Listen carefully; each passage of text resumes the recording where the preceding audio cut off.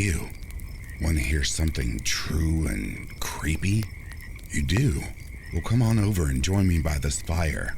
Spread out, there's plenty of room for everyone. Before I get started with the stories though, I'd like to give a very special thank you to the reformed members of the channel. Denise S., 7 Leaf Clover, Through Scrutiny, Samantha Place, Lisa Radford, Stephanie McLaren, Corpse Lover, Manna Ash, Norman D.W., Christy Elias, Cindy Cleveland, and Patty's niece. How do you become a member of Back to Ashes? Oh, that's found down below in the description box, along with the GoFundMe link that a lot of people helped donate to. You'll read all about it down there.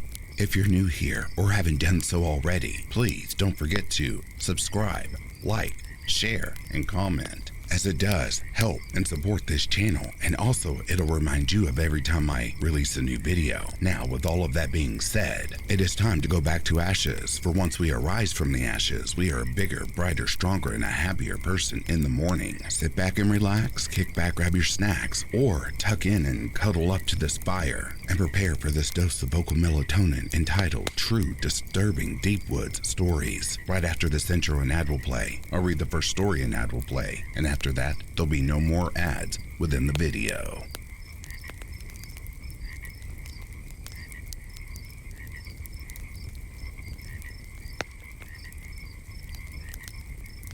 Yesterday, February 15th, I was walking back home after hanging out with some friends. Before anyone asks, I was completely sober and in my right mind. I've never been afraid to walk alone in the dark. I'm quite tall and intimidating looking from a distance, and I always bring a pocket knife when I know I'll be walking in the dark. Anyways, I was walking past some woods on the way back to my house, and I heard my mother's voice call, "Gabriel, help!" from inside the woods. I immediately recognized her voice and turned to look into the woods. She kept calling my name over and over and over again. I couldn't see anything. It was far too dark to see through the trees. "Mom?" I called back, heading towards the trees. She sounded like she was in trouble and scared. I assumed she had gone out for a run like she did every night and somehow got lost in those woods. Then I realized it couldn't be her. She had texted me only 10 minutes before, asking me to come home to watch my little sister so she could go on a run. I stopped dead in my tracks and called my mom. The voice in the woods still calling my name and getting more frantic by the second. She picked up and I immediately asked her if she was in the woods. She said no, she was back home with my little sister. I swear to God, as soon as she said she was back home, her voice stopped calling my name from inside the woods. I was overcome with a wave of dread and fear that I had never felt before.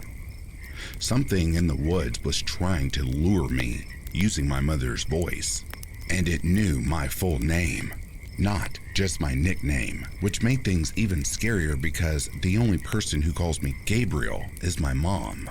I immediately turned and ran faster than I have ever run before back home. When I got back home, my legs felt like jello and my lungs burnt. I opened the door and there was my mom sitting on the couch with my sister. I would think this was some sort of prank, but my mom isn't one for pranks. And even if she is, there is no way she could have gotten home before me without me seeing her. My only question is, what was in the woods?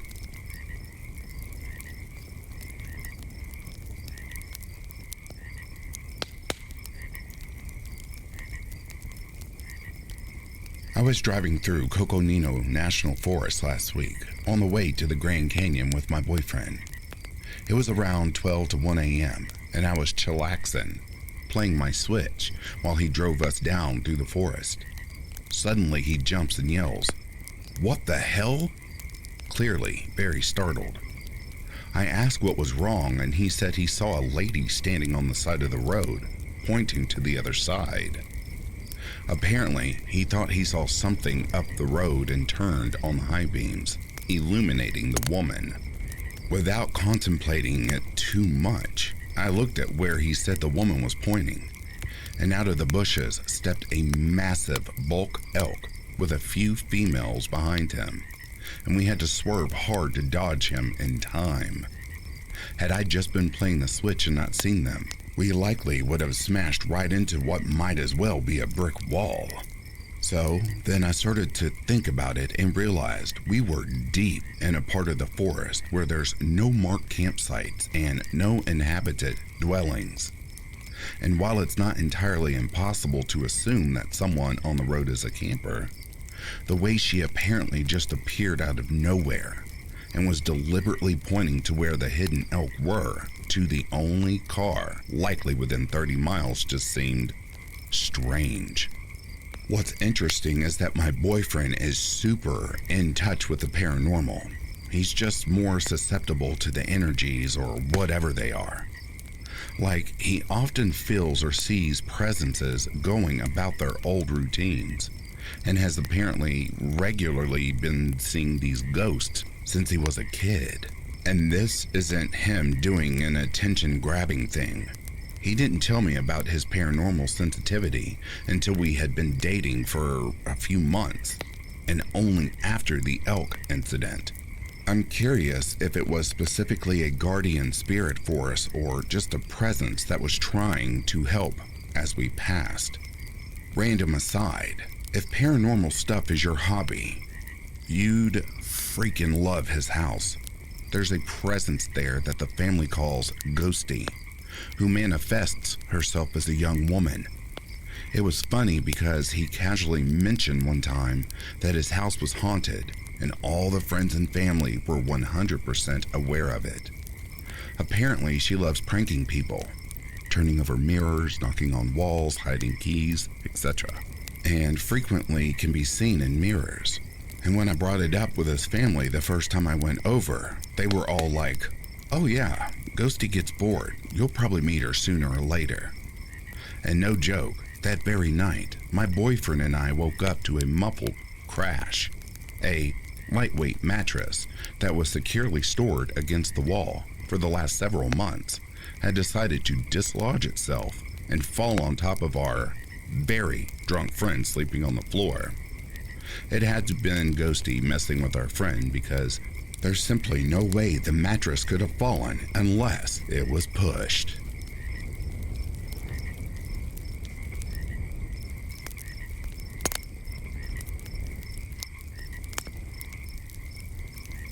Okay, so first off, this isn't a personal experience, but something my grandpa experienced years ago.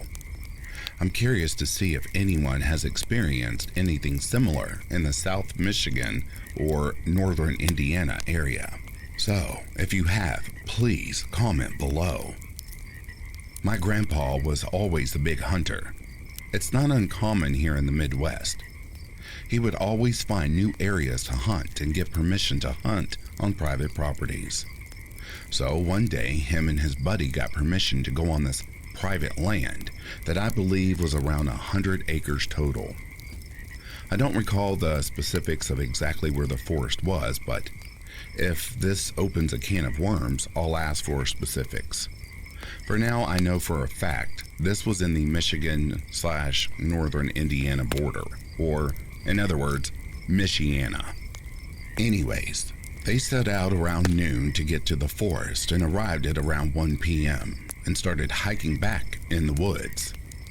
They each had their own tree stands and blinds set up prior, so they made their way to them. I remember my grandpa telling me they hiked a few miles back, so they had to have been deep in the forest.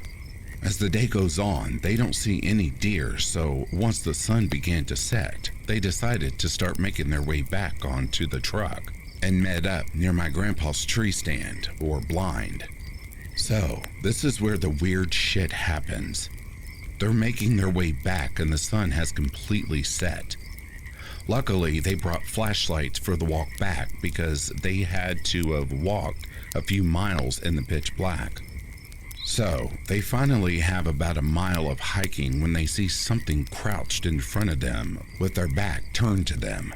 My grandpa and his friend stopped dead in their tracks, staring at this random dude in the woods at night. My grandpa described him as a bald white guy, wearing a black and white striped shirt. My grandpa's friend speaks up for a moment that I can only imagine is a "what the F" is this feeling, and asks what he's doing out there, and without a word, the man stands up and faces them, staring, and then levitates up towards the trees and just disappears. After that, they sprinted to the truck and never went back to that land again. I know it's not the craziest story and sounds so weird, but I know for a fact that my grandpa did experience this.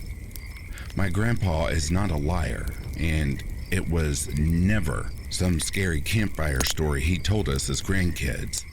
When he told me, I could see in his face that it was disturbing to him, something he would never forget. So I'm on here seeing if anyone knows or has any similar encounters. This story has always intrigued me, and I'm just curious to see if people might have had any similar experiences.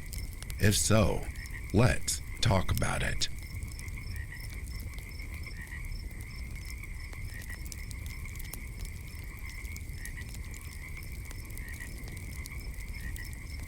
So I'm back with yet another paranormal experience of mine. This happened to my ex-boyfriend and I. Last year, from January to July, I dated this guy. We will call him Lucas. He loved the paranormal even more than I did. He is also a firm believer, while I tend to be more skeptical. I firmly believe in angels and demons, but kind of iffy on the topic of ghosts due to my more religious upbringing, whereas he comes from a small town steeped in superstition. I come from a big city where he had too much going on to even consider the afterlife. We met during my freshman year in college. He attended the community college and I attended the major university. My roommate and I got bored one night and had downloaded Tinder, more as a joke than anything else. Nevertheless, I matched with Lucas. He was eager to meet and could hold a conversation, and decided to say, why not? We met at the local barbecue place right off my campus and talked for hours. Towards the end, he asked me, "Do you believe in ghosts?" I felt like this could be a trap. What if I say yes and he thinks I'm crazy? I told him I wasn't really sure but was open to the notion. He told me he could turn me into a believer. I was like, alright, bet. And we decided one day he'd take me on a local ghost tour. He was a native of my small college town. He knew every superstition and every back road. He knew stories only locals know, the stuff you can't really find online. We kind of fell off when I went home that summer. We had something happen to us a week prior to the semester ending. We almost died and kind of wanted to be alone and process it. Story for another time. Flash forward to November of my sophomore year. He randomly sent me a friend request on Facebook. I accepted and we started talking on Messenger. We got back on the topic of the paranormal. I asked, "Hey, do you remember that night when we almost died?" And he replies that he does. I told him I wanted to go back to the spot, a cemetery by the way, where we had something freaky happen. We were actually on a ghost hunt then, and I was super casual about it, and I was 100% convinced nothing would happen. "Hell no, I don't want to go back to where I almost died," he said. "But I can show you the bridge. It's haunted," he says. He picks me up from my dorm and we set out for the bridge. It took us almost 20 minutes to get there. It was up in the mountains and there weren't any streetlights of any kind. The bridge stretched out over this creek and there are woods all around the bridge. Middle of nowhere, literally. We exit his truck with flashlights and go stand on the bridge. I ask him to tell me the story. Why is it haunted? I will retell it the best I can. If anyone else ever heard this story, please let me know. Back in the 1960s, lived a doctor named Dr. Gary. He was a rural mountain doctor and would take house calls. He was headed home one night, and it was later than usual. He was exhausted and overworked. He came down the mountain and was flying towards the bridge. As he was about to cross the bridge, he had a heart attack and lost control of his small car. His car swerved across the bridge, hitting the sides 3 times before flipping over into the creek below. He immediately passed away. It is said that every night, Dr. Gary relives his death and drives across the bridge every night before splashing into the creek. You'll hear a loud bam, bam, bam as his car hits the sides, and then a splash. Before that, you'll see this 1960 car coming around the bend. Lucas has a large group of guy friends, and several of them aren't believers. He took them to the bridge to wait for Dr. Gary, and they were standing under the bridge when they heard the bam, bam, bam. Scared them so bad that they all refused to go back. I was living for this, and I was so pumped to witness this. We got there at around 11 p.m. According to Lucas's dad, that's when Dr. Gary comes. Lucas was steadfast it would happen. I yelled, "Hey, Dr. Gary, I don't believe you exist. Show yourself, please." We waited for over an hour and nothing happened. Lucas was dumbfounded. We left and decided to try again the next night. For 3 nights, nothing happened. On the 4th night, we decided to go earlier. I had a test the next day and didn't want to be out late. We arrived at around 9 p.m. Lucas asked if I wanted to see the creek below the bridge. There are these stepstones you can go down and explore underneath that bridge. I was apprehensive and feared homeless people slumbering below or creeps waiting for easy targets to wander into their dens. Anyways, we were headed to the steps when I could hear people talking. They sounded young, maybe my age. I was 20 at the time, by the way. I figured we shouldn't go down there, but Lucas looked at me like I was crazy. He couldn't hear the people talking. It was so loud. There were at least 4 people. He shined his light below and shook his head. "Megan, no one is down there," he said. He left me and headed down the steps. I did not want to be left alone, so I followed him. He was right. No one was down there, but I know I heard people as clear as day. They were laughing. I could even tell some were male and some female. I was beyond confused. He was explaining to me how he and his friends like to drink beer underneath the bridge, etc. When we heard a car coming. Because we were in an isolated place, cars didn't pass by much. You could only have 1 to 2 cars pass by in an hour. I was like, oh, a car's driving above us. When all of a sudden, we hear a bam, bam, bam, followed by a splash. It was so intense the whole bridge was vibrating. I'm freaking out. I'm just like, oh my God, shit. We went up the stairs and get back in his truck. I honestly have no clue what could have caused that.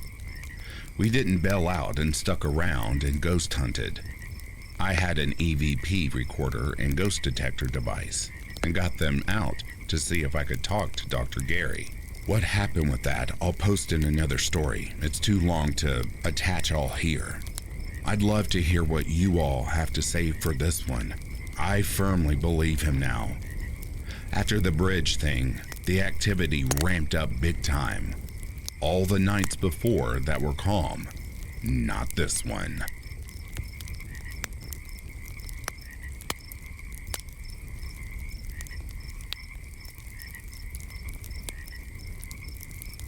I'm usually pretty skeptical about the unexplainable.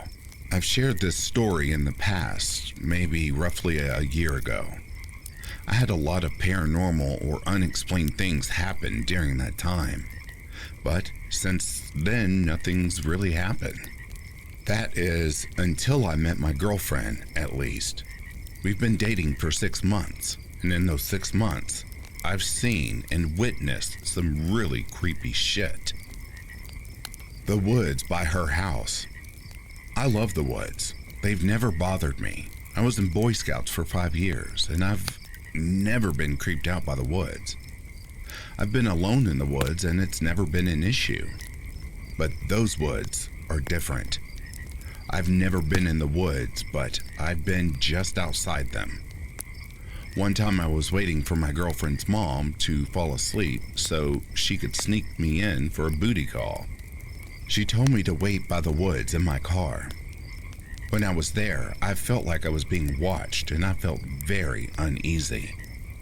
I didn't feel safe at all. I didn't want to get out of my car. To be honest, I repeatedly made sure that my car was locked, and I shrunk down in my seat a bit. Afterwards, I talked to my girlfriend about it. She mentioned the woods in the past, but I didn't think it was those particular woods. She told me some of the experiences she's had in the woods. I trusted my girlfriend, and I don't think she'd make this kind of stuff up. She's not that kind of person. But I'm more of a believer if it happens to me or I witness something. She told me a few experiences. One time she was in her car with her ex by the woods. I'm pretty sure it was the same spot I was at. And they both heard a bone-chilling scream. It was off in the distance, so it was faint. It sounded like a woman's scream. She's heard it a few times. She's also seen white humanoid figures with long arms. She told me that her and some of her friends went in the woods and would leave each other alone for a bit, as sort of a game. When it was her turn, she felt like she was being watched in all directions, and she heard leaves rustling like something was wrong. It was only for 5 minutes, then her friends came back. When it was her friend's turn, they found him in a fetal position with scratch marks on his arm. They weren't too deep. Once they found him, they helped him up and booked it out of the woods. Despite the stories and being too afraid to get out of my car, I don't really have a reason to anyways. I want to go and investigate for myself. I sure as hell won't go alone. But my girlfriend is done with these woods. There's no way she's going back. If I ever do go into those woods, I'll record what I find and share it with you all. At the very least, I'll post about it. Her house. I haven't seen all that much happen in person. Most of it has been over FaceTime. I've only seen a couple of things for myself. Others she'll tell me about. We FaceTime late at night so she can get some sleep. My presence relaxes her, just knowing I'm there. One time when she was dead asleep, I saw the blanket slide off her a bit. It wasn't her moving or anything. The blanket just pulled off her slowly, maybe an inch or so.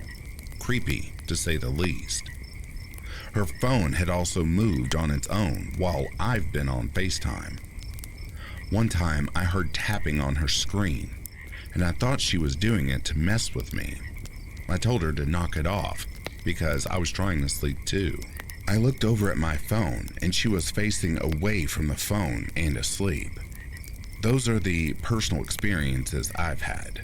Some of the things she's told me are creepy as hell, but I'm not quite sure if I believe them.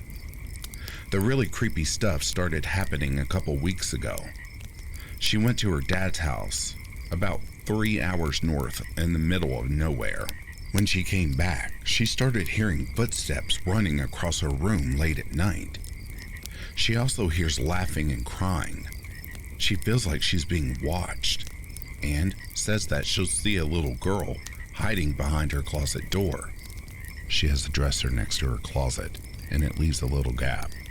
That's where she says she sees the little girl. The past few nights, she hasn't been able to sleep at all. I don't know if there's really a little girl, like I said. I haven't witnessed it for myself, so I don't know. But whatever's going on, it's keeping her up at night. When I've spent the night at her house, though, I've heard knocking on the window. She has a fenced-in backyard. The fence is one of those tall plastic ones that would be difficult to get over. The creepiest part is the knocking always happens during the witching hour, and it's always 3 knocks, sometimes rapid and sometimes slower. She says it's every night. The one time I checked the time, it was 3:20. All I know is every time it's between 3 and 4. There's no way that it's a tree or anything. If it was the fact that there's only knocking around a specific time and only 3 times is highly unlikely. Hopefully, whatever's in her room doesn't follow her. We're looking to get an apartment together at the end of the year. In the meantime, at least, is there anything I can do to ward off whatever negative energy or entity is there? I read somewhere that 3 knocks is the sign of a demon, and I'm not sure if it's anything like that. If it were, what could I do? Quick side note, her dad's house has a very, very dark energy. I'm good with sensing energies of places. One time we were there for a few days back in April. Whenever we were in the house, we were both irritable towards each other. We would leave and everything would be fine. She stayed there with her ex for a month and it caused a lot of issues. They ended up breaking up after staying there for a while, about a month later. A couple weeks after we were there, we almost broke up. It's something about that place that causes shit to go wrong. She had a traumatic past, and a lot of horrible things have happened in that house. No murders or anything. I won't share what's all happened there just because it's personal stuff that I don't feel she'd want me sharing, even though it would be to internet strangers.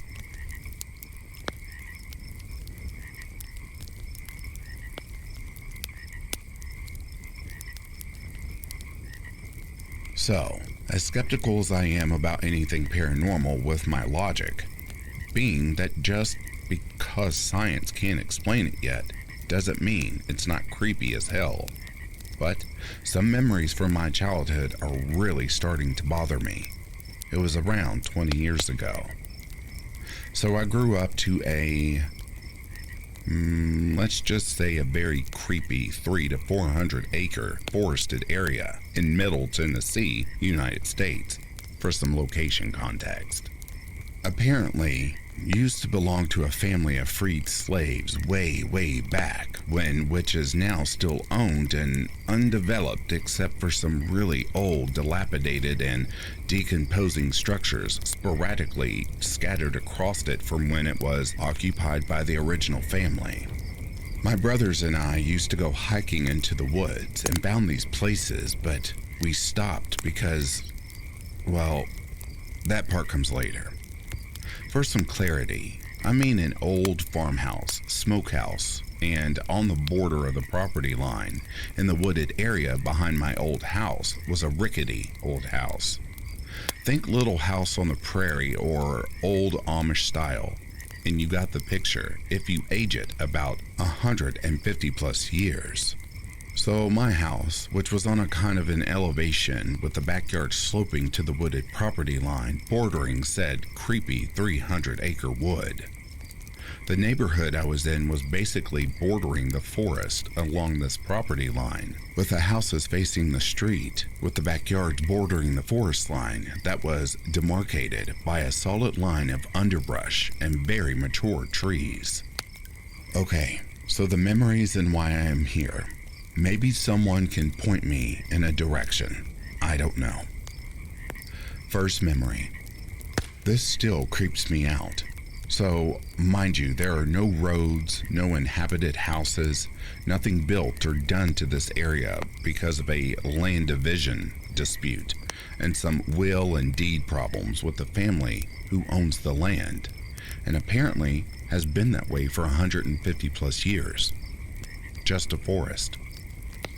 My sister and I were out playing in our backyard near the property line, where the creepy-ass fallen down little prairie-looking house was, when she spotted an old woman in the old dilapidated house behind the edge of the property line. The front of the house was broken down, and you could see clearly into it, and it had 2 stories. Kind of like a cutaway from a dollhouse where you can take off the front and see all the rooms. So this 70, 80-ish year old woman was just sitting in a green lawn chair watching us from the 2nd story loft. We were young, maybe 7 or 8 years old, so we didn't really notice some of the more peculiar aspects of the scene. We'd been playing for a few hours and would have seen someone walk by carrying a green lawn chair because we had a clear view of the old house, and you couldn't really get to it unless either you came from our yard or you hiked through a shit ton of woods. An elderly woman dragged a green lawn chair up a rotted old ladder to the 2nd story of a rotted out loft and was just chilling, watching me and my sister.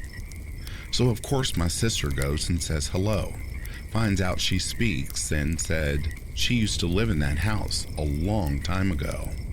She looked fairly normal for an old person, but the face was indistinct to me. Like I couldn't really get a solid look at it for some reason. I got uncomfortable and we said goodbye to the creepy old lady and left when I basically grabbed my sister and we went back to the house. Now, this bothers me because no one has lived or been doing anything in this area of forest for over 150 years. No one could have or should have been living there. No records of it or anything. Also, I know for a fact that there are no roads or trails or anything going to that old house. Even now. Thank you, Google Earth. So, how did this old woman just appear and disappear? Because as we were walking back to the house, I glanced back at the property line at about 80 yards back to the old house, and the green chair was there. No old lady. Didn't pass by us. Didn't hear her climb down. Nothing. Clear line of sight, early afternoon. Not overcast and well lit. Just gone. Did some research from when I had to sell stuff door to door for school. Couldn't find a similar person on my street or the next or even in the neighborhood. So yeah, to this day, no clue what happened there. Second memory, or the red eyes. So this happened maybe a few times to me in middle school, but sometimes when I was walking home from the bus stop at the end of the street.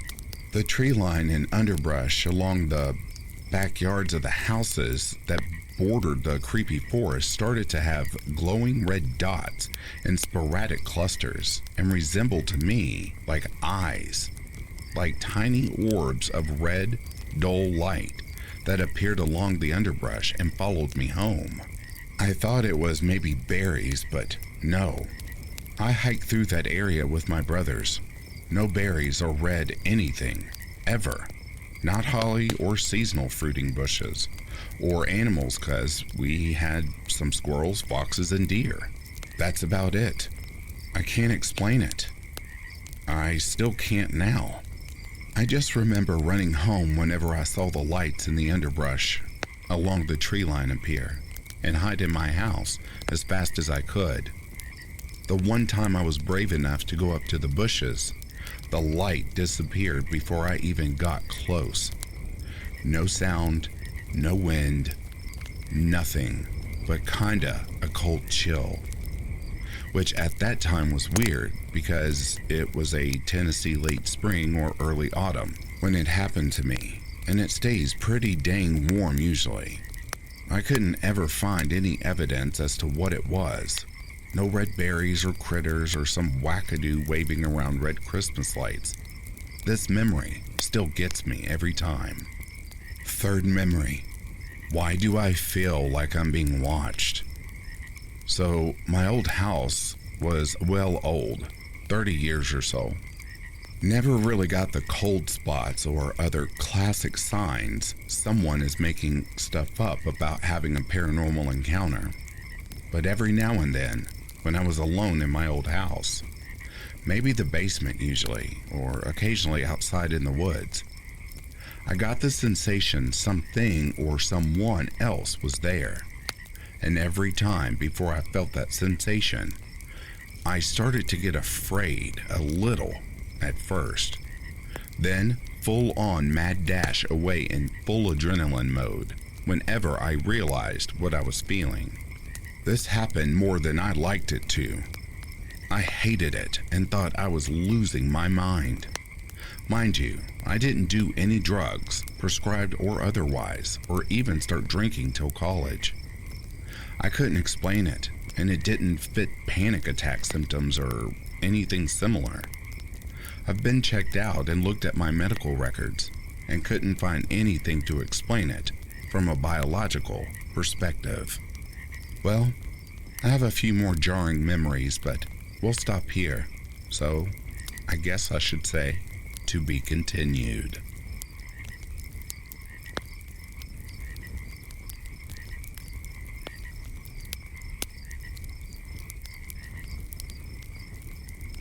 I thought I'd share a few stories I heard from my ex-boyfriend's mother that I thought were pretty fascinating. We're all from the same reservation, so I can explain the setting pretty well. Basically, there's this one bush road that takes you from the reserve and deep into the woods until you get to another town. But that stretch of dirt road goes on for about 45 minutes. I think it was an old logging road, but now we just call it the limit. And we use that area of forest for camping, fishing, ski-doo riding, and four-wheeler riding and stuff. But it's also just a chill road to drive down with your friends. If you're from a small town, you know how it is. Anyway, I had 2 paranormal experiences on this particular road, which isn't entirely out of the ordinary. My dad's even had an experience on this road too. It's kind of known for all kinds of strange things happening, but it's fine. No one's scared of it. I drive down it to go watch pretty sunsets. It's pretty chill. The first story is about a weird time loop. She and her cousin were driving down this road to go get some water, since there was also a natural spring around there. On their way back, their car stalls out and just won't start up again. This happened back in the 80s, so there were no cell phones you could use to call for help. So they started walking. They weren't too far, and they had plenty of daylight left, so it was fine. But as they were walking, they see another car stopped in the distance. They think, "Oh, cool, we can get a ride from these guys." But as they got closer, they see that it's the same make and model of their car. They get even closer, and they realize that, no, it is the same car. They're confused as hell, but can completely verify that it's their car by looking in the windows. The sweater she left in the back seat, the empty pop can her cousin was drinking out of. Everything inside was exactly as they left it, and they, honestly, just didn't know what to do. They hadn't turned off the dirt road at all. They hadn't even walked far enough to make it to another trail that could turn off. They thought it was really weird, but figured they should just keep walking as it's all they could do. They keep going, and sure enough, up ahead down the road, there is another car parked, the same as before. This time they're tripping the hell out, and they run up to it, and it's 100% their car again. Her cousin gets a stick from the woods and leaves it on the hood of the car, saying that if they keep walking and the same thing happens, they can at least see if the stick would be moved. They take off walking, and it happens again. This time, the stick is gone, and they're like, okay, what the hell? She described feeling afraid, as she thought maybe that loop would just go on forever, but it didn't. The next time they walked down the road, they realized they were able to walk further and eventually made it back to the res. They got help and towed the car, but never got an explanation or figured out what really happened. She has no idea why the stick that they left on the hood of the car disappeared.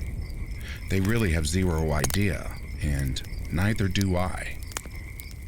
The second story is about a UFO sighting she had with some friends on the same road. This happened years later after the first incident, maybe early 90s, and it was during the summertime. She and her friends were riding around in a car having a few beers, not the driver obviously, and listening to music. One of their friends commented that there must be a four-wheeler in the woods, but that it's weird since there's no trail there. They look to see what he's talking about, and all you can see are these white lights emanating from deep within the woods. You can see that there's a source of light, but you can't see the object itself through the trees. The driver slows down and turns down the music. She described that there wasn't anything too alarming about what they were seeing at that point, but that there was a feeling that something wasn't right, and she said that everyone felt it because all of them got quiet as they looked out the windows, which were wide open. When things got quiet, they were able to hear a low humming. She had a hard time describing the humming, just that it was very, very, very low, but almost felt like ringing in the ears. They all heard it. They were silent, looking at the lights, but then whatever it was shot up directly into the sky, and they saw a UFO. This was so long ago, I wish I could describe more about how it looked, but she did say that the second it shot into the sky, it changed into all sorts of colors that seemed to rotate around the craft. It paused right above the tree line for a few seconds, and then just took off right into the horizon, lights changing again when it moved. So yeah, that's it. It's weird too that everyone's experience on this road are so vastly different. There's some sighting of creatures from our Algonquin folklore, there's Bigfoot sightings, UFO sightings, the time loop, and then I have another friend who just heard really creepy singing that got closer and closer. We also just found out that our entire reservation is sitting atop a huge uranium deposit, apparently the largest in our province, but I'm not sure. Nuclear mining companies keep trying to build mines and we keep refusing.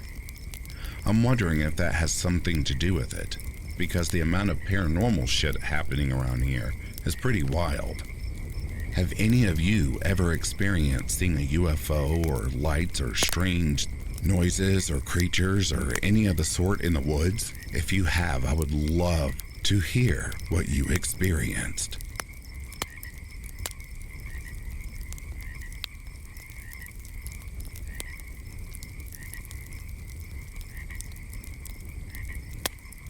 I'm wondering if anyone has had a similar experience or knows what this is, because this thing was a huge part of my life growing up. For years, I felt crazy and just accepted I wasn't seeing things until I came across a few people who have seen things similar to me. I am a super anxious child, eldest of 3, with a really unhealthy and unhappy family dynamic, up until I moved out. Every night, this heavy sense of dread would fall over the house, and I had major problems sleeping. When I eventually fell asleep, it would be restless and full of nightmares and sleep paralysis, which I get still very frequently. Background, because I don't want to rule out serious anxiety as a contributing factor. When I hit about 11 or 12 years of age, I started waking up at about 3 a.m. every night, thinking the room had suddenly lit up with a bright flash. I just passed it off as a car passing and the headlights shining in through the window. After a couple of months, I was still waking up at 3 a.m., but before the white flash. It was just jagged lightning streaking across the ceiling, blinding white. It would light the whole room up and make me see spots. It used to terrify me. There was always the heavy dread fear feeling building when it happened. So I used to just lie as still as I could and try to sleep, or at least pretend to. This went on for years. I never got to a point where it didn't scare me, but I kind of got used to it. I even named the damn thing. One day when I was 16, my mother came to look in my room because she was getting pretty tired of me being tired and angsty all the time. It's a really small box room, so it didn't take long, and there was absolutely nothing there. She went to take a shower, and I was alone in the hallway with the dreaded feeling building up again. I decided to just go into my room because it was daylight. So what could happen? I walked into my room. I froze in there. Everything went completely silent, and the white light exploded from nothing in the middle of my room in front of my face, way brighter than the light in the room already, and more branched out more than I had ever seen it before. Kind of like big fingers of lightning. It surrounded me for a second, then retracted back into the space it had come from. Needless to say, I lost my shit and had a Blair Witch Project level freakout with the snot and everything. My mom and I went for a drive after that. I haven't seen the light that big since in my house, but sometimes I catch a little flash here and there, but very rarely. About a year ago at the bar I work in, we were exchanging a few stories over drinks after hours. I told this story, and one of my colleagues told me that it was called house lightning, and it's a common thing in Latvia, where she's from. My boss also said he saw more or less the same flash in a forest a few decades ago, which, incidentally, is just across the road from where I grew up. Anyone seen anything similar or know what it could be? I completely accept the possibility it could have been a psychological thing, but I'm curious since other people have seen it too, and I haven't been able to find anything about it.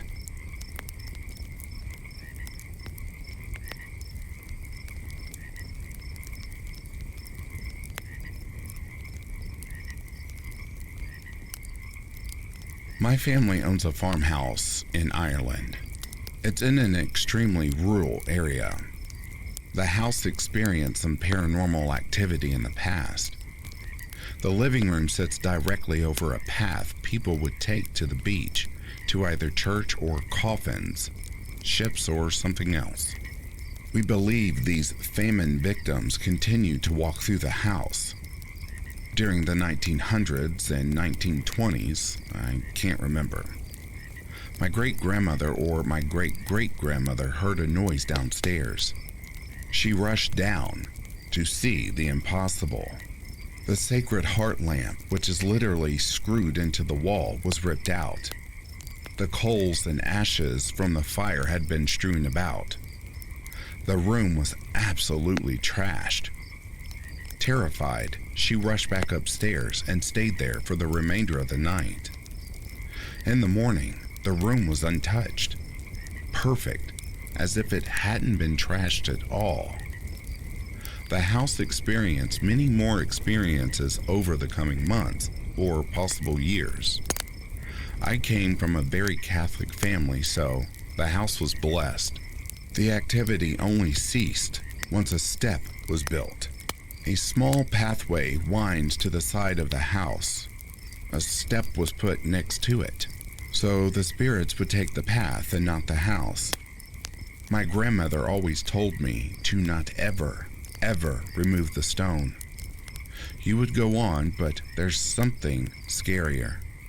Something happening right now that I fear.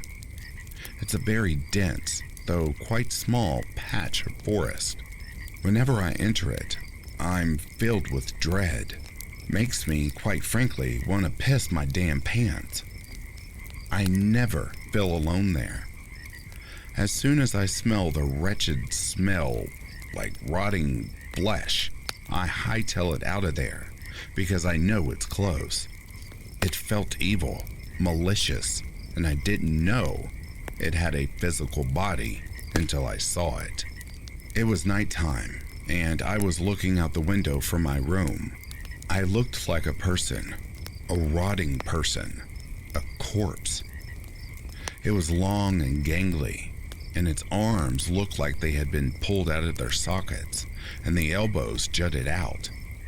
Its legs also looked disjointed. Its skin looked gray and sort of translucent. I couldn't tell a gender. I don't think it even has one. It had a horrible sunken face. Its eyes were so sunken, I could see them, but I couldn't see the light reflecting off of them when it looked at me. I've never been more scared in my entire life when we locked eyes. Not when I split my head open, when I lost my dog, not when I watched the news. I could properly see its face now. Its face did not have human features. Its nose, well, it didn't have a nose. 2 slits in its face was it. Its cheekbones jutted out, and it had no lips, but its mouth spread from ear to ear, and it was filled with rotted, brown, chipped, blunt teeth. My stomach dropped, and I felt sickly sick, and soon afterwards I was physically sick. I immediately shut the curtains and prayed. I prayed and prayed and prayed for what seemed like hours. I did feel better afterwards. When I left the house the next morning, it looked like an animal's claw marks outside the door. I knew it had to be real and not a dream. But to convince myself that last little bit, I went to the edge of the forest, praying as I went.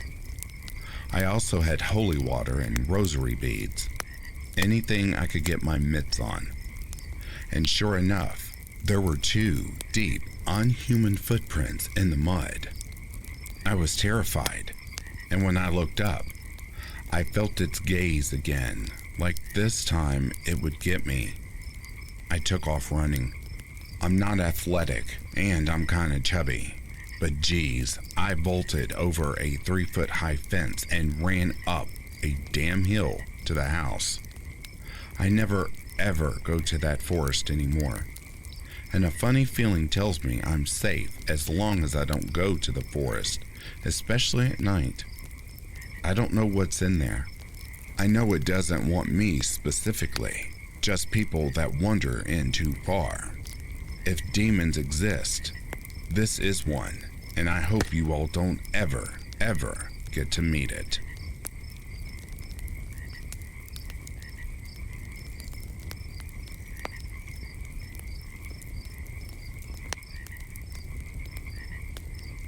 This happened a few years ago in a campground in Florida. I visit this campground every 2 years, and I was very familiar with it at this point. This is the first time anything like this has happened.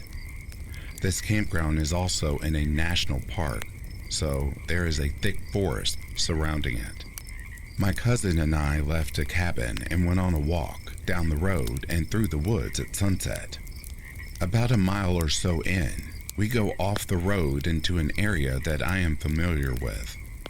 It had a roundabout type road with trimmed weeds in the middle. The roundabout has 2 roads to it, the one we entered from and another that leads to an area I'm not very familiar with. To the left of the roundabout was a large cabin my family frequently rented out for events. To the right was a picnic area gazebo that overlooked a pond. We were completely surrounded by dense woods.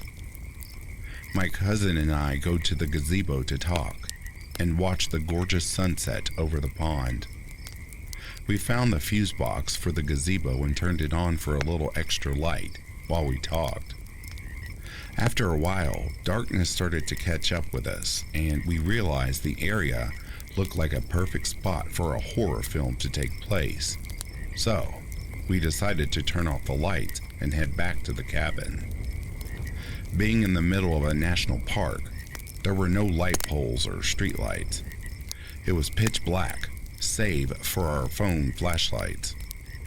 Once we turned off the gazebo, we noticed something that shouldn't be there. In the middle of the roundabout, there was a green light or orb suspended about 5 feet in the air. It was about the size of a grapefruit, and it didn't move. There was nothing in the roundabout that would produce light, and the light didn't illuminate anything or look like it was attached to anything. My cousin and I were a little freaked out by this and made our way towards the road, avoiding the orb as much as we could. A short ways down the road, we realized we had no idea where we were and that we went down the wrong road. We returned to the roundabout area, and the orb is still there. Unfortunately, the road we needed to get to was on the other side, meaning we would have to pass this light about 6 feet away to get to it. We try our best to walk by, and with a closer look, I still couldn't see the source of it. We eventually returned to the cabin and all was good. This was my first and only time being in that area at night. I didn't take photos because I was pretty scared of being in pitch black woods in the middle of the night and was using my phone's flashlight to make sure I didn't accidentally step on a snake. That night, I Googled for any paranormal activity in that campground and only came up with random articles saying things like, "The devil appears in," insert campground name here, type of stories.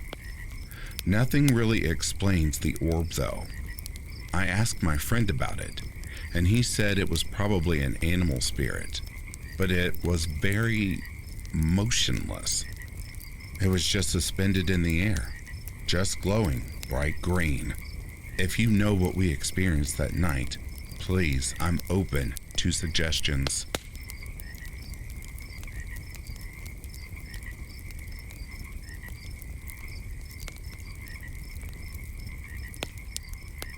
And that, dear listeners, brings a close to these true, disturbing, deep woods stories. If you are sleeping, I hope Slumberland is treating you comfortably. If you are awake, I hope you've enjoyed this collection. In the meantime, please stay safe and take care of yourselves. I'll be reading to you soon. Have yourself a good morning, a good afternoon, or good evening.